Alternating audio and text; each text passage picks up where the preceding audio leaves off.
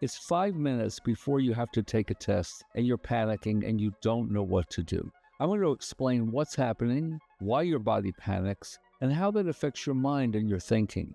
I'm Dr. Ben Bernstein. I am a performance psychologist, and for the last 40 years, I've been training students to reduce their stress so they can improve their test scores. Do any of these situations speak to you, like right before a test, you're doing a quick review and then suddenly everything looks new and you start to panic? How about during the test and you see a question you didn't prepare for and you freak out, or you're running out of time and you start bubbling in answers randomly, or if you're writing an essay, you start rushing? What about after the test, when you and your classmates get together and you're comparing answers, but yours are all different, and then you start to panic? You don't have to panic in any of these situations. You can handle all of them differently. Many people think this is just what happens when you take a test. People come to me over all these years and they say, Dr. B, it's a test. I just get nervous. But this doesn't have to happen. Before we talk about how to handle all these situations differently, let's talk about what's actually happening. When you start to feel anxious, your sympathetic nervous system gets turned on. That's the part of the nervous system that reacts when you feel like you're in danger. This is the part of the nervous system that grew from thousands of years ago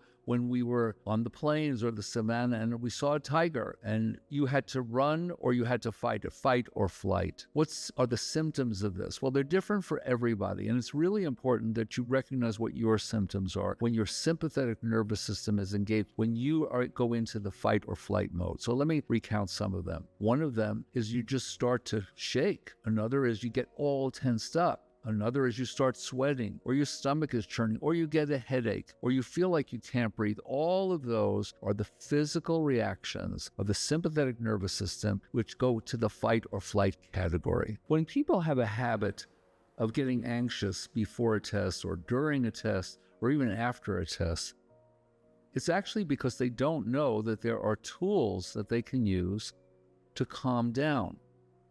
There are only 3 tools. And when you learn them and you use them, you set in new habits around test taking.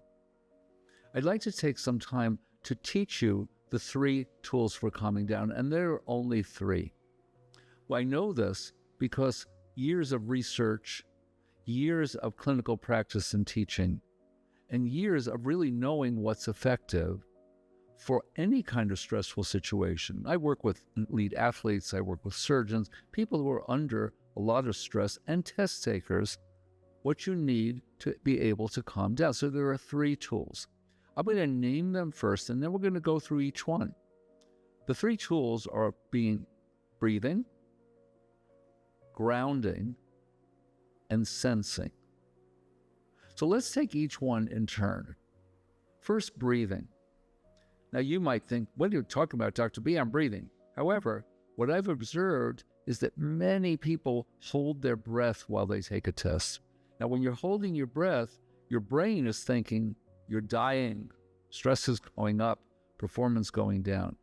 So what you want to do is cultivate the awareness of holding your breath. And if you start to become aware you're holding your breath, you just simply release it with an exhale. Just let it out. What you want to do is just develop the habit of steady breathing throughout the course of the test. Inhale and exhale. Very simple. You're not pushing your belly out. You're not forcing anything. You're just simply in a regular breath so that the brain doesn't go into this fight or flight mode. This is extremely helpful. And we humans have known this for thousands of years. We still don't practice it. So this is the most important tool for calming down, which is steady, continuous breathing. Do that with me right now. Just take a good breath and let it go. Take another one. Feel it go down, more deeply down. Again, I'm not pushing out my belly. I'm not forcing my chest. I'm just breathing in very naturally. Let's do it again. Inhale and exhale. Great. One more time. Inhale and exhale. Anytime you start feeling a bit nervous or tense or jumpy, it's because your breath is irregular. Just start breathing. So that's the first tool, breathing. The second tool is called grounding. Grounding means just feeling the chair that you're sitting in or sitting on, feeling the floor. So do that with me now. Just feel the chair supporting you. Or if you're on some other surface, you're sitting on the ground or in a bed, lying down, just feel it supporting you. Let it really support you. Yeah. And now feel the ground supporting your feet if you're sitting in a chair. So grounding actually means just feeling where you are, letting it settle down. You're actually letting gravity work. So there's another part to grounding, which is if you're holding tension, like in your shoulders or in your forehead, just let it go. Let it into the ground. That's gravity. You're letting gravity work. You're not holding anywhere.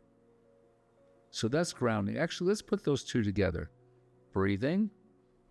And as you exhale, just feel the chair and feel the floor. And you're doing breathing and grounding. Very settling, very calming. The third tool is called sensing. Now we have 5 senses. And when we feel anxious, we're actually cutting off in our senses. So it's very helpful to just get in touch with even one of your senses.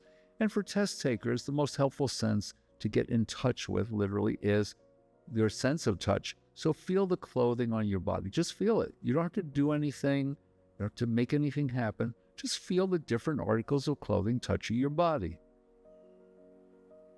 Your upper body, your lower body. Good. Now we're going to combine all 3 tools. Exhale, and as you exhale, you feel the chair. And as you're feeling the chair and the floor, just feel the clothing on your body. It's very settling. So these are the tools that you can apply at any time before you take a test. Well, actually, even when you're studying. When you're studying, there are going to be times when you start to feel a little tense. I'm never going to remember this, and what am I going to do? And no. As soon as you start to feel any of that, the 3 tools for calming down: breathing, grounding, and sensing. And even if you start ramping up right away, breathing, grounding, and you're setting new habits in place. During the test, you may come across an item that you've never seen before. And a normal, natural, even expected reaction is you're going to get tense. Oh my God, I don't know, I'm going to fail. No, don't go there. Exhale, breathing, grounding, sensing. Then you'll be able to think. And afterwards, when you're talking to your classmates and you have different answers of the day and you start getting ramped up, same thing. 3 tools for calming down: breathing, grounding, and sensing. You may ask me, Dr. B, how do you know this? Like there are only 3 tools.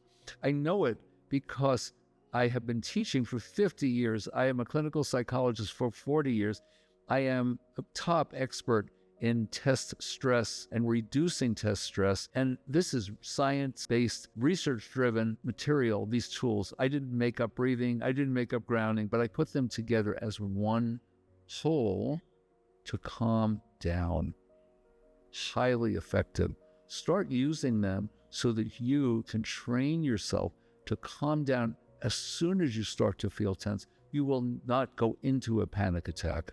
To improve your test performance, of course, you want to reduce your test stress, and you just learned 3 tools for calming down. To succeed on tests, you also want to be confident and focused. Confident means that when you come across an item that you're not sure of or you haven't seen before, that instead of freaking out, you can keep your confidence to answer the question. And focus is so that you don't get distracted during the test, distracted by other people in the room, distracted by thoughts of what might happen after the test. No, you stay focused on the questions in front of you.